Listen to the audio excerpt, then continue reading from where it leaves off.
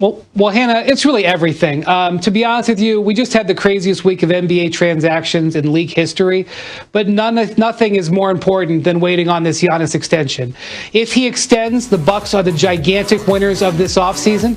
If he does not extend, we're going to see a mad rush and dash to prepare for his possible free agency next summer.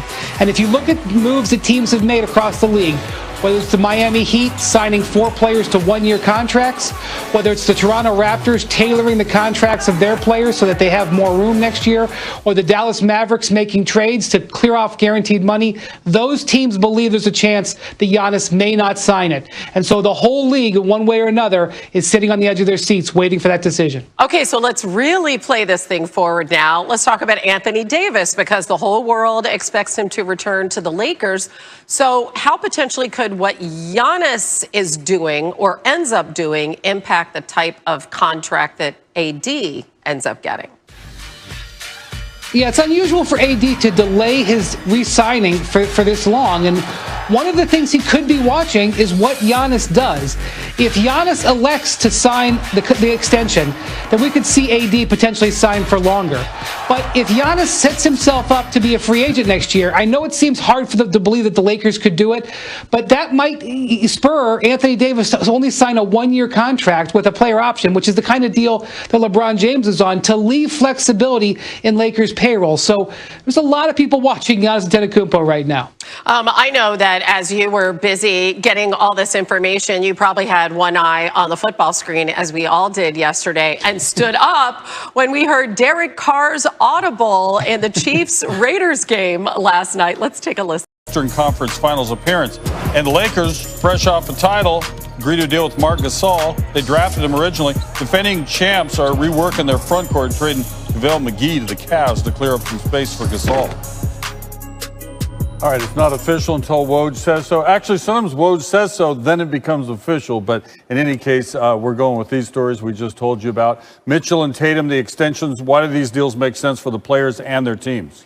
2 foundational cornerstone players for both franchises. The kind of players that you build around, that guys want to play with, that represent, your organization. Those are no-brainers. Both 5 years with the opportunity to make nearly $200 million for both Donovan Mitchell and Jason Tatum. All right, Lakers win the title and say, let's get a new guy in the 5 spot. Why was that move made?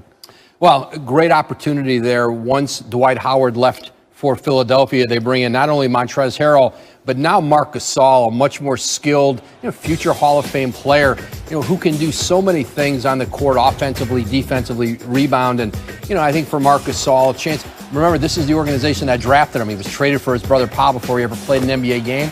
Now Pau's out living in Southern California. He'll be near his brother and have a chance now to win another NBA title. He won one with the Raptors. Woj using just one of his many phones. Thanks for joining us. Yet another NBA championship. The Lakers have already pretty much renovated that entire roster. They picked up the top 2 bench scorers in the NBA, and Dennis Schroeder and Montrezl Harrell. Also improved their three-point shooting by adding Wesley Matthews to a team that ranked 21st in three-point percentage last season, and re-signing KCP to a new 3-year deal. Yeah, that should help in that area also. All right, to dig a little deeper into NBA free agency, we got our front office insider Bobby Marks with us, and give Rob Pelinka and that front office in LA a lot of credit for what they've done for the team that's about to be defending a championship. But considering what they've done, what else can they do? Yeah, rarely do we see a team flip their roster over, right? Of course, they still have LeBron James and Anthony Davis, but Wes Matthews, Montrezl Harrell, and Kentavious Caldwell-Pope, of course, is back. Dennis Schroeder, they've added. Now, this is what they have left to do. They've got 4 roster spots. They only have the veteran minimum exception that's worth about $2.6 million. But here's the challenge. They are hard capped, so you need to fit those spots under that number, $6.5 million. The challenge becomes is, and here's a player that's being linked to them, is a player like Marc Gasol. To get Marc Gasol, it's got to be on the veteran minimum exception, unless you can try to work out a sign and trade, possibly for someone like JaVale McGee. The hard part is he only makes $4 million, so you've got to make the money work. But so far, this team has really reshaped itself. Best team in the West right now. Yeah, it'd be interesting if Gasol wants to go West and try to win a second NBA championship. All right, so let's talk about some of the another team, Bobby, that maybe is not getting the attention it deserves based on what they've done with their roster. Yeah, that's the Portland Trail Blazers. That's a team that was just fighting to get into the playoffs last year, sneaks into the 8th seed. I've got them as a #2 team in the Western Conference right now. Yes, they get an A+ for the offseason. I know we don't give trophies for the offseason. No, we do not. But they're getting it from me. And I think when we look at their roster, here's what they've been able to do. They've added Robert Covington from the Rockets. Yep. They've re-signed Rodney Hood. Of course, Damian Lillard, CJ McCollum, and Yusuf Nurkic is back. But this is what I really like. Carmelo back for another year. Derek Jones from the Heat. Zach Collins returns. Enes Kanter. Harry Giles. And this is what I call them. I called it the $40 million club, right? Okay. Kanter and Covington in trades. Free agents, Hood, Anthony Jones, and of course, Harry Giles. Yeah. And where I see them, this is a top 4 team in the Western Conference. You know, they're way up there in the Pacific Northwest. Oftentimes they kind of get overlooked, but you got to give Neil O'Shea credit for what they've done so far. And Bobby Marks said they're #2 in the West right now. We'll see how that plays out throughout the season. Bob, appreciate it. Wojnarowski, a couple of all-star players have earned max contracts. We start in Boston, where Jason Tatum has agreed to a 5-year, $163 million extension with the Celtics. It includes a 30% escalator clause that could turn that guaranteed 163 into 195 million should Tatum make one of the 3 All-NBA teams. The 22-year-old averaged career highs of 23 points, 7 rebounds, and 3 assists last season. Celtics went to the Eastern Conference Finals for a second straight year. Also grabbing a max bag, Donovan Mitchell.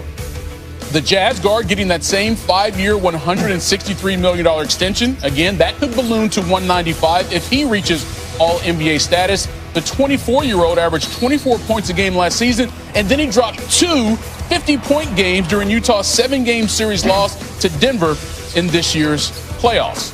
So all total, you have 4 players from the 2017 draft class who have scored more than 3,000 points in their young NBA careers. And now 3 of them have agreed to rookie Supermax extensions with those same squads. The #1 pick from that year, Markelle Fultz, well, he's no longer with the team that drafted him. Well, with us, though, is the aforementioned Adrian Wojnarowski. And, you know, what would I say to most NBA fans? They look at these deals, they felt like no-brainers for both the player and the squads. But let's start with Mitchell and the reason that he wanted to stay in Utah, and they were doing everything to keep him.